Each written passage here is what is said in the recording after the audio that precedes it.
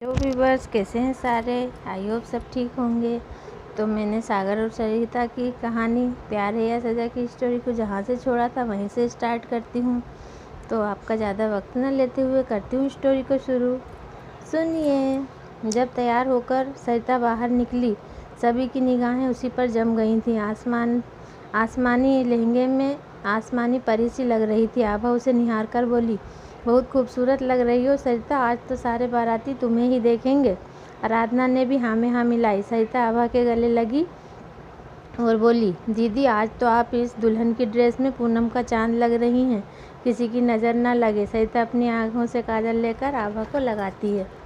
तुझे भी किसी की नज़र ना लगे, आभा उसे कहती है। सरिता बोली, सब लोग जा चुके हैं, बस रजनी भाभी सब लोग तो जा चुके हैं, बस रजनी भाभी आती ही होंगी। हम लोग बाहर हॉल में चलते हैं। बाहर आते जाते आभा पूरे घर को बड़ी हसरत से देखती है। बाहर आते आते आभा पूरे घर को बड़ी हसरत से देखती है। उसे अपने बचपन की यादें ताज़ा हो जाती हैं। तभी सागर के साथ रजनी आ जाती है।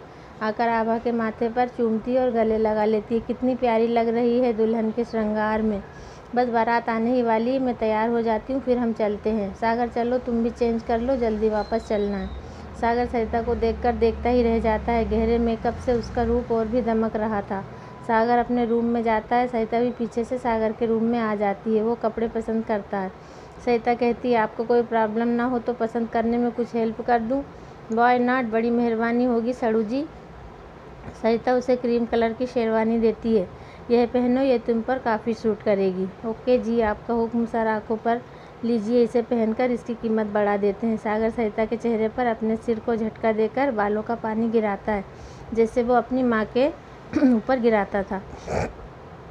सरिता शिकायत करती है, ओह सागर कितने बुरे हो, मेरा सारा मेकअप ख़राब कर दिया। देखो, उसके चेहरे पर पानी के छींटे पड़े थे। मेकअप ख़राब नहीं किया, इस गुलाब पर शबनम के मोती बिखेर दिए हैं सड़ू जी। वैसे भी तुम्हें मेकअप की कोई ज़रूरत नहीं है। सागर शेरवानी पहन लेता है। वेरी हैंडसम जनाब, आप काफ़ी खूबसूरत लग रहे हैं। आखिर पसंद किसकी है? सरिता इटलाकर बोली। सागर ने कहा, तारीफ़ के लिए शुक्रिया, मैं आपकी नहीं सिर्फ ड्रेस की तारीफ़ कर रही हूँ, कहकर सरिता हंसने लगी। सागर आईने में अपने बाल संवारने लगता है। सरिता पीछे से आकर उसे बाहों में भरकर बड़े ही रूमानी अंदाज में कहती है, सागर तुम्हारे चले जाने के ख्याल से ही मेरी जान सी निकली जा रही है। कैसे रहूँगी तुम्हारे बिना? ऐसा लगता है तुम मुझे अपने साथ ही ले जाओगे। बस ये बेजान जिस्म ही यहाँ रह जाएगा, मेरी रूह तो जैसे तुम्हारे साथ ही चली जाएगी। सागर उसकी तरफ घूमता है, उसके चेहरे को ऊपर उठाकर कहता है, अपनी खूबसूरत आंखें ऊपर उठाओ, देखो मुझे। हम दोनों एक दूसरे को खोकर ही तो एक दूसरे को पा रहे हैं। तुम बेशक इन हसीन यादों का ख्याल बनकर मेरे साथ चली आओगी, लेकिन मैं भी तो यहीं रह जाऊंगा ना तुम्हारे पास, एक अच्छी सी याद बनकर। सरू, यह तुम प्यार का क्या तुम प्यार का व्यापार जानती हो? बड़ा ही अजीब होता है। इसमें इंसान खुद को खोकर ही अपने दिलबर को पाता है, खुद को मिटाकर बनता है, और इस मर मिटने में ही सारे जहान का सुकून होता है। बेचैनियाँ करार पाती हैं। तुम मुझे हमेशा याद करना, हर रात अपने ख्वाबों में मुझे पाओगी। चाँद बनकर मैं तुम्हें देखूँगा और चाँद में मैं तुम्हारी चाँद से चेहरे का दीदार करूँगा। और फिर मिलन के साथ जुदाई तो होती ही है। दूरियां प्यार के एहसास को और बढ़ा देती हैं। क्या तुम ये नहीं जानती? मैं नहीं जानती। तुम्हारे जाने के ख्याल से ही मेरा दिल बैठा जा रहा है। फिर वापस कब आओगे? ये आंखें तो बस अब हर पल तुम्हें ही देखना चाहती हैं। सागर उसे गले लगा लेता है। बस सरू, थोड़ा और इंतज़ार, जल्द से जल्द तुम्हें अपने साथ ले जाऊँगा, हमेशा हमेशा के लिए हम इंतज़ार करेंगे। सरिता का संसार बस सागर ही है, अब किसी और के लिए कोई जगह नहीं, सरिता बोली, और सागर ने उसे अपनी बाहों में जकड़ लिया। तभी रजनी की आवाज़ आई, सागर तैयार हुए या नहीं? सब तैयार है। आवाज़ सुनकर दोनों अलग हो जाते हैं। सागर खुद को आईने में देखने लगता है। रजनी सागर से कहती है, वाह, मेरा सागर तो राजकुमार लग रहा है इस ड्रेस में। सरिता झट से बोली, यह मैंने पसंद किया है भाभी, देखो सागर पर कितना सूट कर रहा है। रजनी बोली, भाई सरिता की पसंद है तो ख़ास ही होगी, उसे स्पेशल चीज़ें ही पसंद आती हैं। वैसे सागर की पसंद भी स्पेशल ही होती है, क्यों सागर? सरिता ने शरारत से देखा और रजनी ने कहा, सागर अपने अंदाज में इतरा कर बोला, वो तो है ही, आफ्टर ऑल स्पेशल लोगों को तो स्पेशल चीज़ें पसंद आती हैं। बहना जी। बड़ी गहरी नज़रों से वो सरिता की ओर देख रहा था और बोल रजनी से रहा था। रजनी ने भी खूब वर्क वाली डार्क मैरून साड़ी पहनी थी, फिर उस पर ढेर सारी ज्वेलरी, पूरी की पूरी ठकुराइन लग रही हैं दीदी आप, सागर ने रजनी से कहा। रजनी बोली, ये तो मेरे फेवरेट कलर है, तेरे जीजा जी का भी फेवरेट है इसीलिए पहना है, और गिफ्टेड भी है, उन्होंने ही मुझे दिया था। सरिता चेक कर बोली, ओह भाभी तभी खिल रही हैं इतनी, क्योंकि यह प्रकाश भैया के प्यार का तोहफा है। सच भाभी आप बहुत क्यूट लग रही हो। रजनी बोली, तू भी तो आज किसी जन्नत की हूर से कम नहीं लग रही, ज़रा बच के रहना, कहीं आबा के बाराती तुझे भी पसंद ना कर लें, बहुत दमक रही है आज। हाँ सरिता ज़रा ख्याल रखना, सागर ने भी शरारत से कहा। सरिता मुस्कुराकर रह गई। रजनी बोली, चलो अब जल्दी, वरना दादी यहीं आ जाएंगी हमें लेने। तीनों बाहर आ जाते हैं। चलो आभा, अपनी नई ज़िंदगी की तरफ कदम बढ़ाओ। आभा बड़ी हसरत से सारा घर देखती है। रजनी उसकी फीलिंग महसूस कर रही थी। ऐसा ही तो उसके साथ भी हुआ था। इसी तरह अपना घर छोड़कर अपने ही घर जाना पड़ता है। आभा खुशी खुशी अपने संसार में जाओ, खुशियाँ तुम्हारा इंतज़ार कर रही हैं। इस उदासी को अब गुड बाय कह दो, भाभी कहकर आभा रजनी से लिपट जाती है। यह घर हमेशा तुम्हारा ही रहेगा आभा, कभी तुम खुद को पराई मत समझना। कितने प्यार से समझाया था रजनी ने, और बाहर लेकर आ जाती है। सामने हरा भरा लॉन जिसमें उसके मनपसंद फूल महक रहे हैं, जो उसने बड़े प्यार से लगाए थे। बाहर 2 गाड़ियां खड़ी थी। रजनी आभा को लेकर गाड़ी में बैठ जाती है और सागर के साथ सरिता, बाकी सारे लोग दूसरी गाड़ी में बैठ जाते हैं। ना जाने क्यों आज सरिता हर पल सागर के साथ ही रहना चाहती थी। उसके जाने का ख्याल बार बार उसे परेशान कर रहा था। क्यों इतना बेबस हो जाता है इंसान इस प्यार में। कोई अनजान अजनबी एक पल में क्यों पूरे वजूद पर छा जाता है और इंसान खुद से भी बेगाना हो जाता है। ऊपर वाले ने ये शे मोहब्बत बनाकर इंसान को कितनी बड़ी नेमत दी है, तभी तो इसे इबादत भी कहते हैं। वो पहले कभी इस एहसास से दो चार नहीं हुई थी, और इन 3 दिनों में उसे ऐसा लग रहा था कि वो सदियों से सागर को जानती है, हमेशा से उसके साथ है, उसके पास है, और हर पल उसी के साथ को चाह रही है। आंखें बस उसे ही देखना चाहती हैं, दिल उसे ही अपने आसपास महसूस करना चाहता है। कहीं ऐसा ना हो कि वो सागर से दूर हो जाए। कैसे जी पाएगी सरिता सागर के बगैर? नहीं, एक पल भी नहीं, एक सांस भी लेना मुश्किल लग रहा है उसे। सरिता अपने ही ख्यालों में जैसे गुम थी।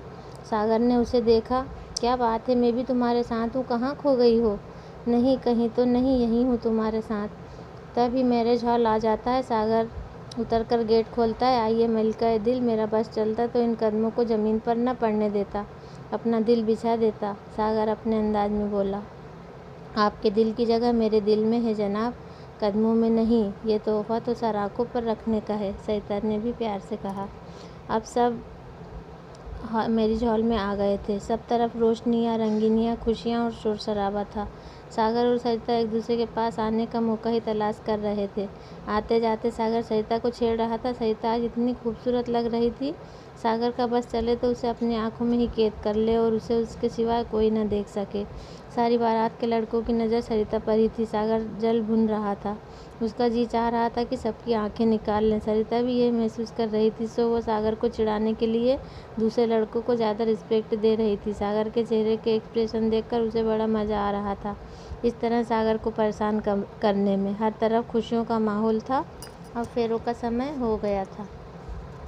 प्रदीप की मां ने दादी और कमला से कहा, समधन जी आप बुरा ना मानो तो एक बात कहूँ। कमला और दादी टेंशन में आ जाती हैं। उनका चेहरा देखकर प्रदीप की मां समझ जाती है। वो जल्दी से बोलती है, समधन जी परेशान मत होइए, बस बात इतनी है कि हमें विदाई ज़रा जल्दी चाहिए। ओह, कमला ने राहत की सांस ली और दादी ने भी। दादी बोली, समधन जी अब तो आभा आपकी हो चुकी है, आप जब चाहें अपनी बहू को ले जा सकती हैं। प्रदीप की माँ बोली, समधन जी आप लोग बहुत अच्छे हैं, आपसे यही उम्मीद थी। अब जल्दी से फेरों की रस्म पूरी हो जाए तो विदाई की तैयारी जल्दी से कर दीजिएगा। आभा बहुत खुश थी। रीति रिवाज से आभा के फेरों की रस्म पूरी हो गई। कन्यादान के समय कमला ने प्रकाश और रजनी से ही कन्यादान करवाया। प्रकाश और रजनी भी बहुत खुश थे। सारा प्रोग्राम सही समय पर अच्छे तरीके से पूरा हो गया था। अब दादी ने रजनी को बुलाकर पूछा, रजनी आभा की विदाई वाली चुनरी कहाँ है? रजनी बोली, सामान के साथ नहीं आई क्या? दादी बोली, वो तो मेरी वाली संदूक में रखी थी, उस चुनरी में ही आभा को विदा करना होगा। रजनी बोली, उसमें तो ताला लगा था दादी, आप तो पहले ही आ गई थी। मैंने सोचा आप ले आई होंगी, लाइए चाबी दीजिए, मैं अभी ले आती हूँ। अरे रजनी, तू कैसे जा सकती है? कमला तो विदाई की बात सुनकर बहुत दुखी है। एक काम कर, तू सरिता को भिजवा दे, वो ले आएगी, लेकिन जल्दी आने को कहना। हाँ दादी ठीक है, यही ठीक रहेगा, मेरा इस तरह जाना अच्छा नहीं लगेगा। रजनी सरिता के पास आती है और कहती है, सरिता तू घर जाकर जल्दी संदूक से विदाई की चुनरी लेकर आ, हम लाना भूल गए हैं। लेकिन मैं किसके साथ जाऊंगी? सरिता ने कहा। रजनी बोली, प्रकाश तो जा नहीं सकेंगे, एक काम कर, तू सागर के साथ गाड़ी से चल जा और जल्दी वापस आ जाना। सरिता बोली, ठीक है भाभी, आप माँ को बता देना, वरना वो टेंशन करेंगी। रजनी बोली, कह दूंगी, तू जल्दी चल, मैं सागर से कह देती हूँ, वो तुझे ले जाएगा। सरिता के मन की मुराद पूरी हुई, वो भी तो यही चाह रही थी। रजनी ने सागर को आवाज़ दी, सागर जरा सरिता को घर लेकर जा, विदाई की चुनरी लानी है। सागर खुश होकर बोला, बंदा हाजिर है जनाब, चलिए। दोनों बाहर आते हैं। सागर कार का दरवाज़ा खोलता है और सिर झुकाकर बोलता है, आइए सड़ू जी बैठिए, चलिए आपको आसमान की सैर करवाते हैं। सागर कार स्टार्ट करता है और शरारत से पूछता है, बताइए कहाँ चलना है सड़ू जी? सरिता भी उसी अंदाज में जवाब देती है, जहाँ आप ले जाना चाहें ले चलिए। ओह सरू, दिल तो चाहता है कि तुम्हें ऐसी जगह लेकर जाऊं जहां तुम्हें मेरे सिवा कोई ना देख सके और ना ही इस दुनिया की कोई बंदिश हो। बस तुम हो, मैं हूँ और दूसरा कोई नहीं हो। ऐसा कैसे मुमकिन हो सकता है? सरिता ने पूछा। नामुमकिन तो कुछ भी नहीं होता है प्यार में। प्यार करने वाले इस दुनिया की परवाह कहाँ करते हैं, लेकिन मैं तो करती हूँ, प्यार भी परवाह भी। इतनी बदनामी कभी नहीं होने दे सकती। अरे यार, इतनी सीरियस क्यों हो गई? मैं कोई तुम्हें भगाकर नहीं ले जा रहा हूँ, पूरे अरमान से इज्जत से दुल्हन बनाकर ही ले जाऊंगा, समझी? बातों ही बातों में घर आ जाता है। दोनों अंदर जाते हैं। दादी की संदूक हाल में ही रखी थी। सरिता ताला खोलने की कोशिश करती है लेकिन खोल नहीं पाती। सागर उसके पास आता है, कैन आई हेल्प यू, और उससे देखने लगता है। इतने करीब होता है कि चंपा की वेणी की महक उसे मदहोश करने लगती है। रोक नहीं पाता खुद को। अपना चेहरा सरिता के बालों के पास लाकर महक को गहराई से महसूस करने लगता है। दो प्यार करने वाले दिल धड़कने लगते हैं और फिर तन्हाई में तो ये मधोसियाँ और भी बढ़ जाती हैं। सागर सरिता की कमर में हाथ डालकर सरिता को अपने इतने करीब ले आता है कि दोनों एक दूसरे की सांसों की महक को महसूस करने लगते हैं। सागर एक हाथ से सरिता के चेहरे पर पड़ी लटों को पीछे करता है और उंगली उसके गालों से लेकर होठों तक ले आता है। उसके नर्म नाजुक गुलाब की कलियों से गुलाबी होठ और भी लाल हो जाते हैं।